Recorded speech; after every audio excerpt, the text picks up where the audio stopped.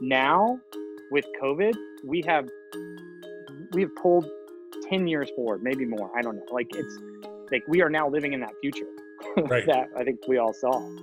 And I think that's going to be a huge benefit to any legal tech entrepreneur that might have been early in their thinking of the market timing. I'm Jack Newton, CEO and co-founder of Clio, the world's leading cloud-based legal software provider. In each episode of Daily Matters, we'll explore what this new normal means for law firms, how legal professionals can find success while working remotely, and how lawyers can best serve their clients during this unprecedented situation. Next up on our lineup of legal tech leaders for this week is Andy Wilson, CEO and co-founder of Logikcull, an instant eDiscovery solution that provides a powerfully simple legal software for processing, reviewing, and producing data. Andy, it's great to have you here. Hey, thanks. Happy to be here, Jack. So Andy, let's start off. I'm curious, what's most on your mind right now? When is this 100-degree weather going to go away in Northern California, to be perfectly honest?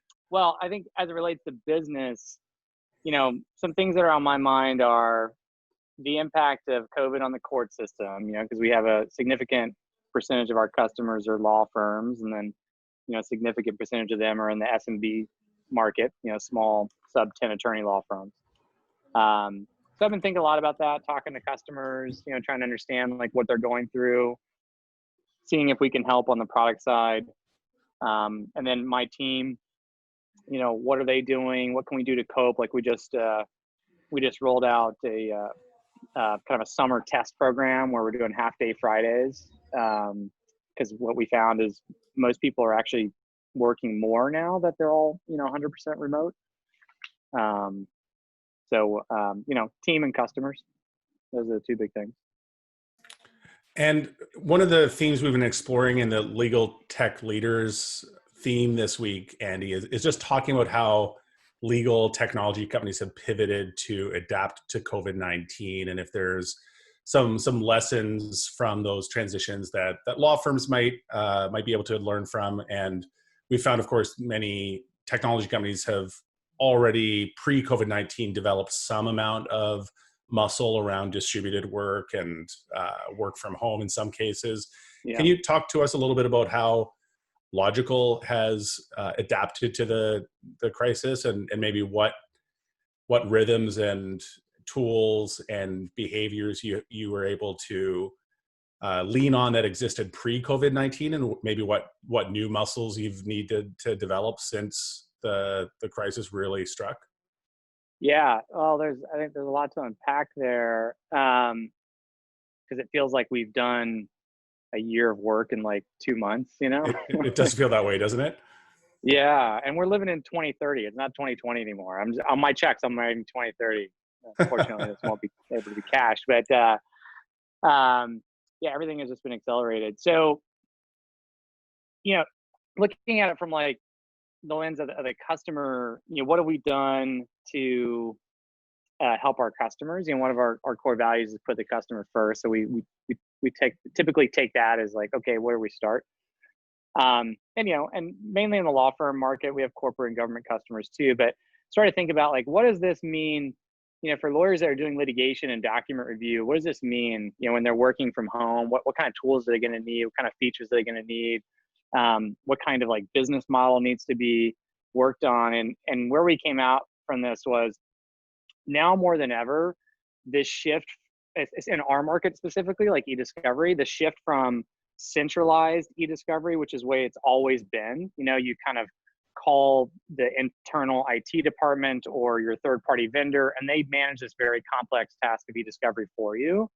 But COVID has made it painfully obvious that model is broken, and that's the old model, and it has to be completely distributed and decentralized now, which has some pretty significant, I think, impacts on the legal system, because most of the market there is, at least from our observation, is they don't pride themselves on their technical aptitude, right? It's a little concerned about that. So we launched we accelerated a certification program recently. So we created a color certification program that's free. and it combines the knowledge of eDiscovery and the usage of the product. So you can kind of video game, gamify it a little bit. That way people can kind of ease into it. They get to like level 1 and they get going with that. So Right. that's one And thing you on can a kind of project. progressively develop skills through that Yes. process. Yeah, Very cool. that's been a big change. And is that in the vein of helping customers accelerate their adoption cycle? Are you seeing almost like an urgent purchase cycle coming from customers, given the new environment that they're trying to navigate with COVID-19? Yes. So that's something we pay fairly close attention to, the cycle time to sign up to closed won. It's about 10 days now, which is pretty good. Like we're in a and it's down from like 17 days, somewhere around there from the beginning of the year. So we've seen a pretty big acceleration there, which makes sense. Now that you can't really call IT, you've got to do it yourself, and you have an urgent need. You got the data from your client, or the client has the data, and they need to get going. So they just sign up and get going. So you're helping your customers navigate, and you're helping onboard new customers in innovative ways. Can you talk a little bit about how Logikcull responded to the crisis from a workforce standpoint? Did you at what point did you send everyone home, and what kind of changes have you found in the day-to-day in terms of how you're operating? Yeah, well, we are in a better position than probably most companies, because about almost 70% of the company was already remote, all over the United States, Canada, the UK. So we had a lot of the rituals, and rhythms set up so that we could foster a hybrid culture of San Francisco headquarters and all over. Yeah. So it wasn't that much of a stretch, for us to move to a fully remote environment. And on March 5th, we told everybody in San Francisco, you can't go to the office. So we shut it down. The Bay Area was pretty early to this with Facebook. So we stopped on March 5th. And since then we've said, hey, listen, we are not going back this year. And there's a pretty good chance that we won't have an office next year. I mean, I've been listening to, podcasts and reading articles about what the future of office work is going to look like. And it just sounds like a terrible airport TSA experience. Right. I don't want to put my employees through that. I want to give them the option. Get a temperature check before you come in the office, and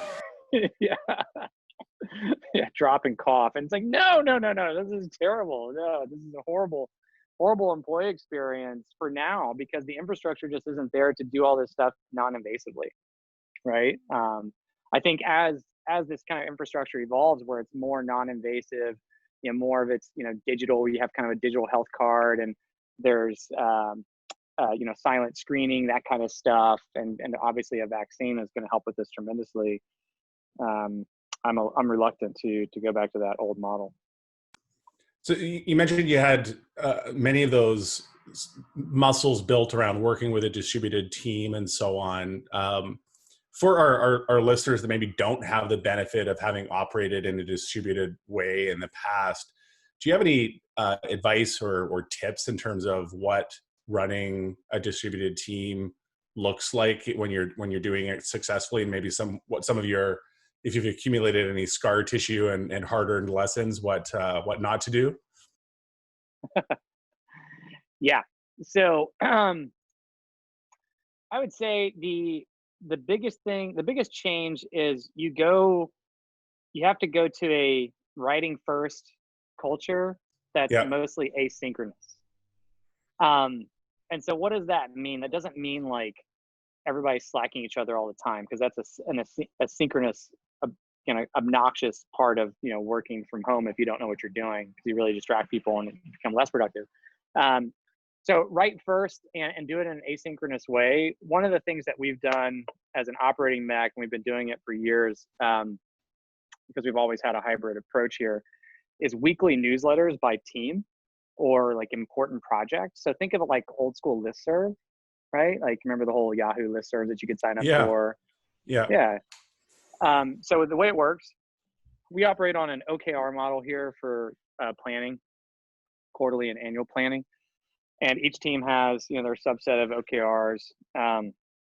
So every week on Friday, the leaders of those teams, so call it marketing, finance, et cetera, they send out an email to their listserv. So like news-marketing@logikcull.com, right? That's an internal Google group, which acts as a listserv. And they email that, and anybody who subscribes to that, which anybody can, you can subscribe to anybody's newsletters, will get that email. And it gives you a rundown of how they're doing on their goals, how they're tracking. It gives you the highlights of the week, the lowlights of the week, the learnings from the week, lots of shout outs, those kinds of things.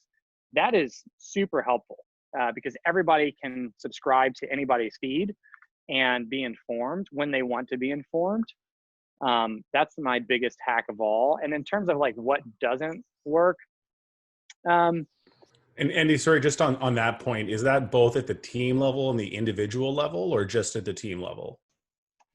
So the individual level, we try and, we practice kind of the Daniel Pink MAP framework, mastery, autonomy, and purpose. And we want to, if you're doing individual contributor work, I don't want to put like manager work on those folks. You're reporting up.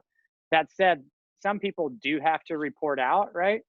And so we have this big, OKR spreadsheet where all the OKRs of the company are visible to everybody in the org, and it's organized by month and on the columns and then the rows of the various, key results and objectives. And so if you're the driver of any one of these key results, you are obligated every week on Friday to go in and leave a comment about how you're progressing and then change the color of the KR. So that way, anybody in the org, including the managers who have to kind of summarize it and then report out, can just go in, collect it when they want to. So there's a level of individual reporting that way, but it's not too cumbersome. And really briefly, Andy, you mentioned OKRs. They're a framework for tracking goals. Can you give us just a quick download on what OKRs are and how they're useful? Yeah. So OKRs, I won't give the whole history on it, but this is one of the secrets to Google's success. That one of their investors, John Doerr, I believe, early investor. Yeah.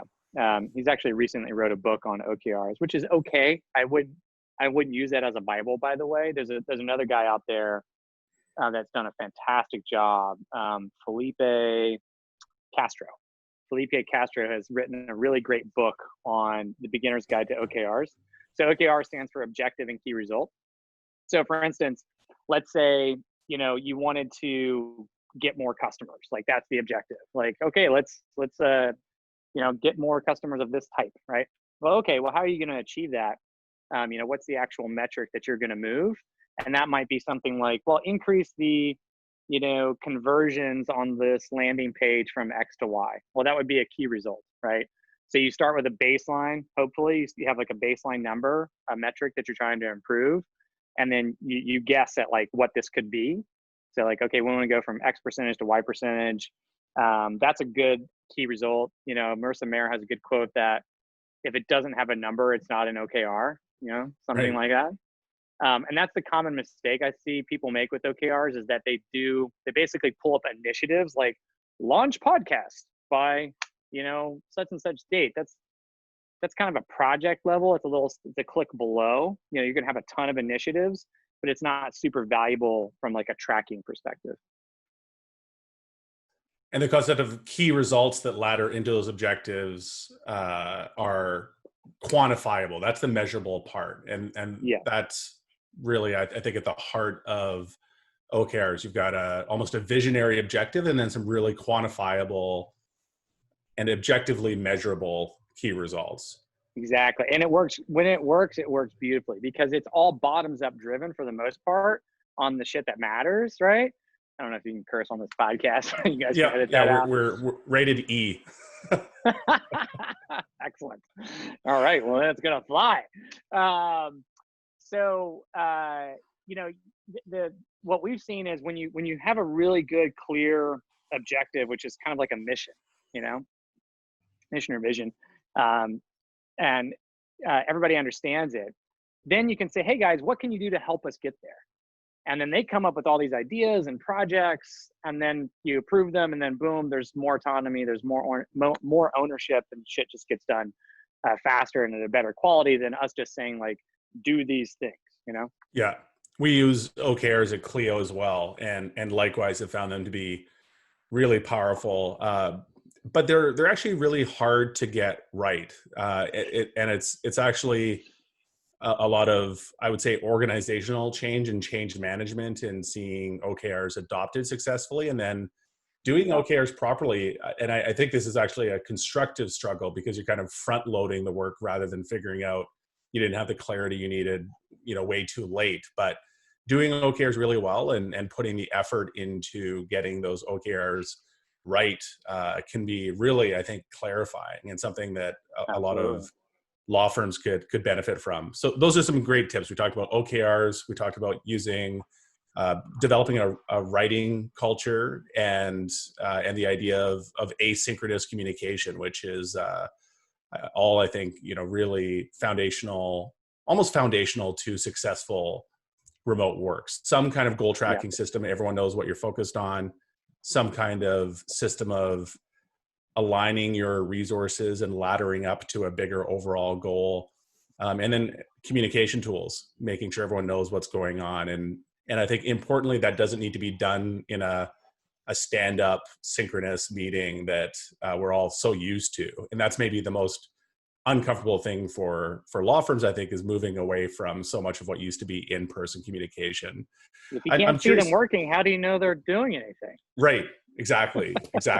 So I'm curious, looking from your perspective, you've been in the legal industry for a long time. You've been working on Logikcull since 2004, which actually predates, I feel like an old hat at this, and I've been at it since 2008. So you've got 4 years on me and building Logikcull. I lost my hair way before you, Jack. Yeah, you lost your hair before me. You've been around the block, Andy. So, and your Twitter bio, by the way, I love it. It reads "Disrupting the Legal Industry." So, tell me a little bit about just your perspective on maybe the opportunity that COVID-19 is presenting the legal industry. It's obviously presenting a bunch of challenges, but also I think some unique opportunities. And maybe talk about what kind of disruption and transformation you've maybe expected to see over your 16 years in legal. What's happened, what hasn't, and what your hope is for what we might see over the coming months, maybe year plus, as the COVID-19 situation plays out. Yeah, great question. Man, we could talk a long time about that one. Well, I think, Jack, you'd probably agree with this. Like, as entrepreneurs, our job is to kind of see what the future might be, right? And maybe clearer than others, and then just to bring that closer to the present. And try and get some crazy people to follow along with you on this vision of the future. That's right. So, I was, I think a lot about the future, and I think in the past that has kind of hurt me in terms of like trying to time the market, where what I want to be is just not so, like the market's not ready for that. Right. And timing is everything. Timing is freaking everything. Timing, and I'd say your business model fit to your customer is probably the second most important thing. As an example, we launched Logikcull in 2013. It's actually when we met at the ABA Tech Show. I remember that. Yeah, I had a broken arm. I was wearing a big cast. Yeah, you were practically in traction. You had a really serious snowboarding accident. Yes, I did. Oh gosh, I got the hardware to prove it.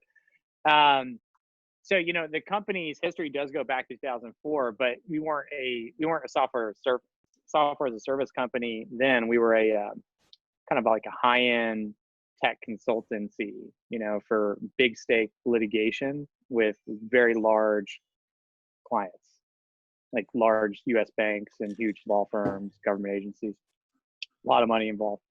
And the reason why we built Logikcull was to, we saw like, hey, in the future, this is where we got wrong.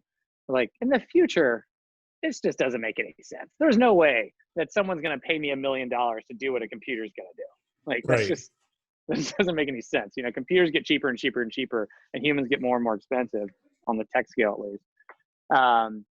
So we kind of looked into the future and said, all right, well, we think the vast majority of discovery, the looking through emails and Slack messages, et cetera, is going to be digital, and it's going to be done online, and it's going to be self-service, and it's going to be way cheaper than what it is today. So we're like, well, let's build that. And we set off to do that during the last recession, launched it in 2013 at the ABA Tech Show. And, people thought we were absolutely insane because the eDiscovery market was something that you pay people millions of dollars to, right? It's a high-end service. How dare you bring this in-house because apparently you're going to increase the risk, and no way would I upload my client sensitive data to the cloud. That sounds like crazy talk. Right. So it took about 4 years before the market to really start to go, yes, that's cloud's the right way to go, but it was still kind of, slow going.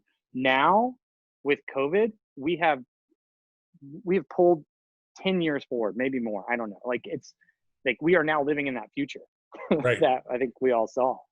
And I think that's going to be a huge benefit to any legal tech entrepreneur that might have been early in their thinking of the market timing. They just got a big jump, if they can have the cash to survive, but I think they just got a big jump to the future adopting. Is arriving early. Completely agree with you. Yeah.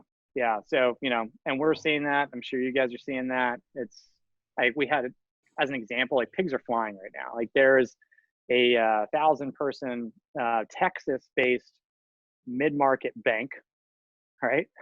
Bank. Yep. How many banking customers do you have at Clio? Can you count them on one hand?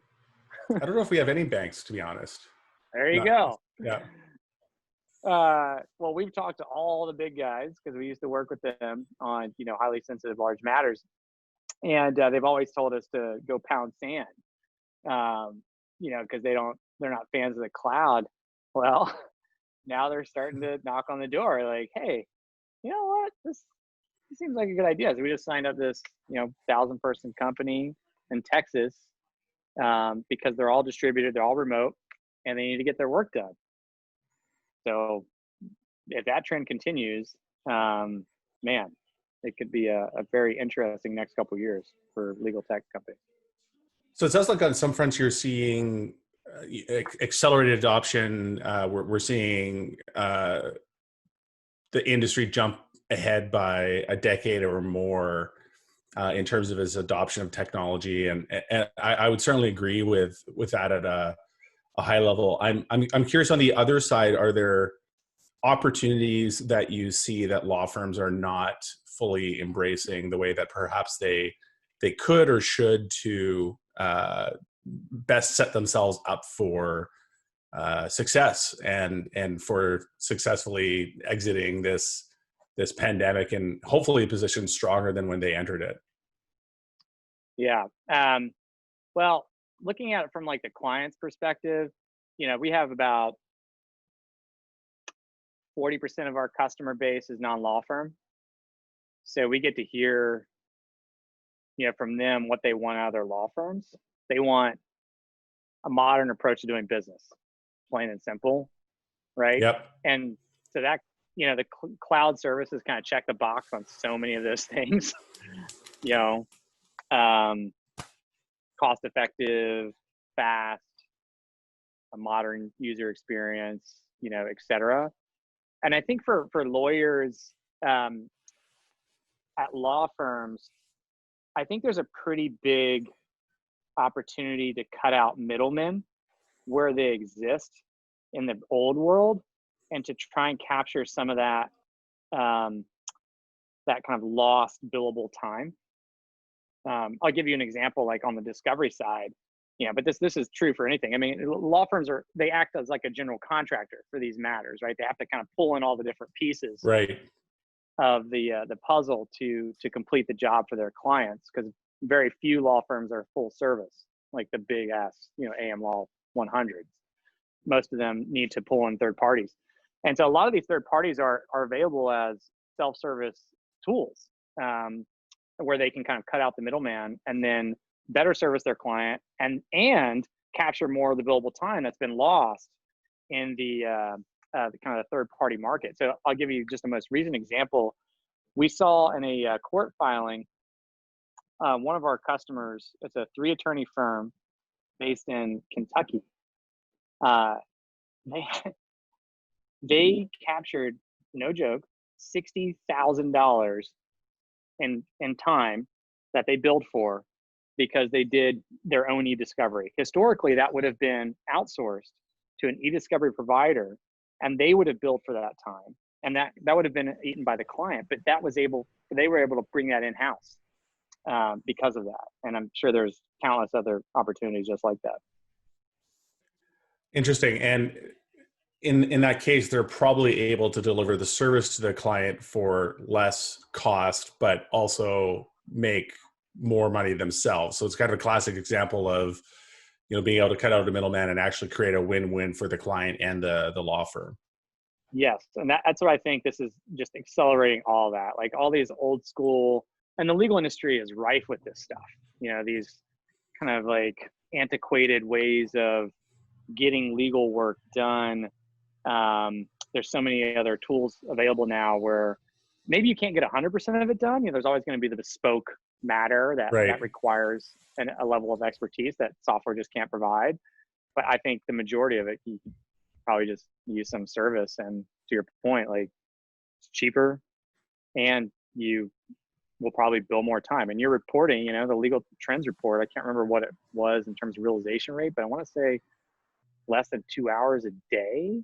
Between, it was about 2.5 hours a day top line from a utilization rate standpoint. And then when you ladder down through realization rate at around 85% and collection rate at around 80%, you end up basically with 2 hours of collected revenue per day per lawyer. So I think you boost that number by reevaluating how you're spending your time and making sure that you're doing the most impactful work possible. Andy, there's one thread I wanted to pull out a little bit. You mentioned the legal trends report. One of the themes we explore quite a bit is this disparity between what lawyers expect their clients, what they expect their clients want, and what clients actually want. And there's this chasm between the two. And you talked about the fact that at Logikcull, you've got this unique position of catering to both law firms as well as their clients in some cases. What stand out to you as maybe what some of those big disconnects might be? If you could pass on to the law firms that are servicing some of the clients that you've got on the Logikcull side, what do you hear as recurring themes that law firms could clue into if they wanted to get an edge in the marketplace? Well, there's so much different, like the types of legal work are so varied. I will talk to what I know, like my domain. I've been in the world of like discovery and litigation since 2001. I graduated in the .com bust. From on that perspective, like from the client side, what they want is competency number one, like technical competency. Yeah, I mean, you hear it time and time again. They're like, man, these lawyers just don't understand, how email works, or like, they want to print everything to paper. It's like that, it drives people crazy, especially the people that are in more of the, tech focused businesses, the SaaS companies out here in the Bay Area that we have as customers. They're like, no. And the negative side effect of that is some of these in-house teams get so frustrated. They're like, screw it, we're going to do it ourselves.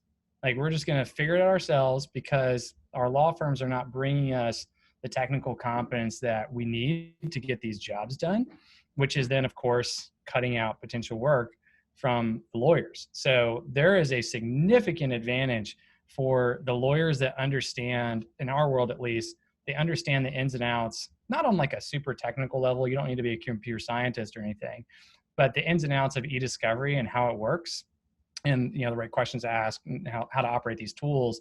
I think that's really big. It's the other reason why we created that color certification program, so that we could get these people using it, get them some base level knowledge, and then broadcast that out, right? So like get people to know, like, hey, these people are actually certified in this product.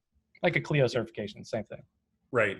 Yeah, no, I love that. I think it's a really important point. And, just building on your comment, Andy, I think one of the things I've really come to realize over the last few years is, in working with the law firms that really find a way to stand out through the use of technology, you realize that at the end of the day, it ends up being a fairly minor investment from their end in the grand scheme of things. It's kind of the easy part of the job to get right. Yeah. The technical competence at being a good lawyer and getting a law degree and knowing how to do the work is actually 80-90% of the work. And putting the window dressing on it with great technical expertise, using the right tools, using tools like great eDiscovery platforms, using tools like client portals, accepting electronic payments, all those small things that clients really appreciate are the things that have the impact, by the way. Like they kind of just assume that you know how to do the legal aspect of the work, but the place you end up being really differentiated is being savvy with using electronic signatures or other tools that are kind of the easy part of the job. So I think it's a really interesting and important point that you made there. The billable hours is one of the reasons we see why they don't go that route. Right. So like if you don't have CLE component to it, or there's nothing in return, like there's a natural reluctance because there's no incentive to Exactly. Andy, one other question I have for you, you mentioned you graduated into the .com bust. You weathered the 08, 09 financial crisis. So you and I similarly founded Clio at the outset of the financial crisis. So I feel like there's so many founders I talk to that have only known the last 10 or 11 years and kind of know the good times, the boom times, and have never seen a downturn. What lessons have you kind of extracted from your times going through the downturns and the tougher times that you might share from either a mindset perspective or even a pragmatic perspective? Oh, yeah. I'll probably follow in your footsteps and write a book about this one day. Yeah, I mean, there's so many because we've lived through a couple. I think on the positive side, like back to what we were talking about with entrepreneurs living in the future, I think the constraint of a financial recession will breed all kinds of creativity, right? It's just that old adage, and we saw that ourselves. With Logikcull, we're like, what's going to change now? What's it going to look like in the next 5 to 10 years? So I think there's a really good thing that can come out of this, where there's some natural ideas from the constraint that I think you should embrace. And in this day and age, like what we were talking about a couple minutes ago, with COVID kind of pulling 10 years of technology adoption to less than a year, that's huge. So like if you have this like idea that's 10 years maybe too soon, well, maybe not anymore. That's big. And then, there's some obvious stuff. Like I like to look at like the role of the CEO, at least. I try and bring some alliteration so I just can remember things. So I have these like 4 C's: clarity, culture, customers, and cash.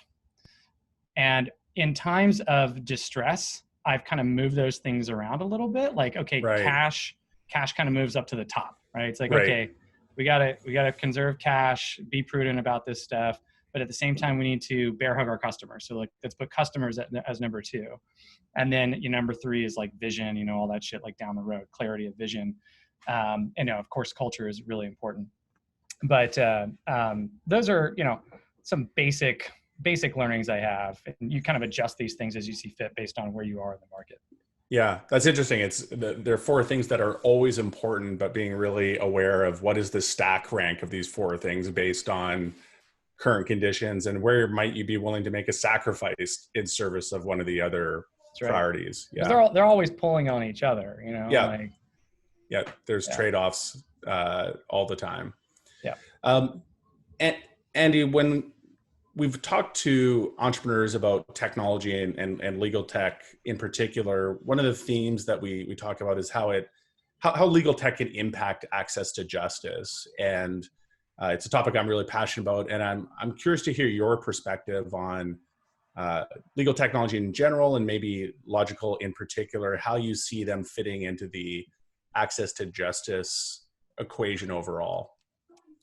Yeah, I think it's, I'm in the same camp with you. I mean, this is the fundamental reason why we built Logikcull. We wanted to democratize this crazy expensive, annoyingly complicated thing of eDiscovery.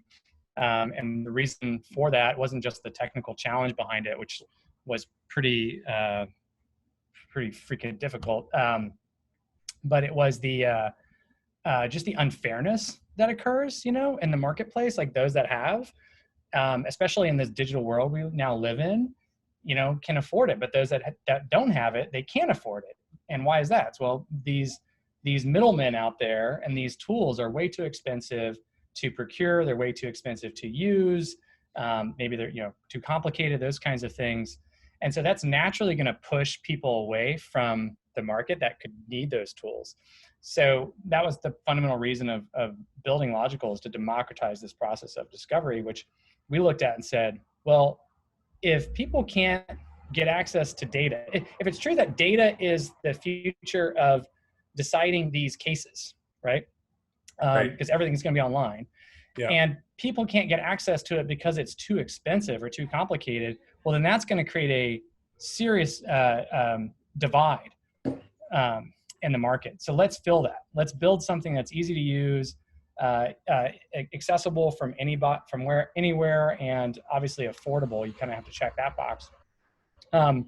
So I think legal tech tools like ours, on the discovery side, on yours with matter management, these are tools again that will that are fairly inexpensive to procure, easy to use, and historically were managed by complex systems or very expensive third parties, right? And now that you can do them yourselves, it's naturally going to open up the market to those that maybe need it the most, and they can do it themselves. You don't need those those expensive services anymore. Right. And reducing that structural cost from legal services, I think, how we ultimately end up making them more accessible. If we think we can pass all of those costs onto the consumer, which is kind of the current model, legal services will remain out of reach for many. But I feel there's such a big opportunity with technology. Okay, Andy, final question. I've really enjoyed our conversation here. This is a bit more lighthearted, but I've noticed on Twitter, you're a big fan of walking meetings and getting out into the open to break the monotony maybe of being on endless Zoom calls. We just saw one hazard of Zooming on the go, which was your iPhone overheating, where if everyone's wondering why your background changed suddenly, you needed to switch from your phone to your laptop to continue the conversation. And our producers noticed that there was a tweet you sent out recently about nearly stepping on a rattlesnake while you're on a Zoom call. Almost happened again today, but it wasn't a rattlesnake. Tell us a bit more about your approach to Zooming and trying to stay sane and maybe alive as well. Yeah. So I live in Northern California, and so we're fortunate with good weather in general. Today it's absolutely terrible. That's why my phone overheated, because it's 100 degrees here and it's high humidity. But that is not normal, for where I live. So, I made the decision early on. It's like, this could be a really stressful environment. I need to reduce my serotonin levels in my brain. Good way to do that is lots of drugs. Just kidding. Or walks. Or walks. Yeah, lots of exercise. So I committed to. I bought a battery pack and a backpack and a big bottle of water. And so I just throw my battery pack in the backpack and I just go walk. Last month I walked 282.5 miles. This month Wow. I'll do over 300. Wow. I've done almost 10 today. That's phenomenal. You know, when you're on Zoom calls nonstop, you've got nothing else to do. And are you doing those implementation detail, admittedly, but are you doing those with audio only, or are you doing those with video while you walk? There's and is that how you almost step on a rattlesnake? There you go. So I like to balance it because, you know, there is Zoom fatigue, right? We're not used to like looking at ourselves constantly. You know, we don't have in-person meetings. We're just staring in each other's eyes. It's just weird. You know, so there is Zoom fatigue. So I balance it. On my one-on-ones, I do them mostly on Tuesdays. So it's all audio, you know, and then throughout the week, it's kind of, you know, mishmash of audio and Zoom. But the other day, I guess this was last week, I was on Zoom in this beautiful trail. I mean, flowers everywhere. It was a gorgeous day. It was like 72 degrees. And I'm walking, you know, got my phone out in front of me. And there's tall grass everywhere. And I'm walking, I go, oh! And there was a baby rattlesnake right in front of my path, just going across. Wow. Yeah, and I stopped, and it got a little aggressive. It kind of pulled back, you know, at me. Yeah, giving you a bit of a warning. Yeah, so I backed out. And then this morning, I was walking around my neighborhood in a covered area, and almost stepped on a snake again. But it was like a king snake. It wasn't a poisonous snake. So there are some hazards of, you know, work from wherever and Zooming and walking.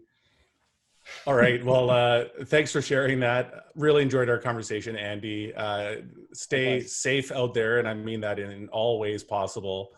And thanks again for joining us today. Yeah. Thank you, Jack. Much appreciated.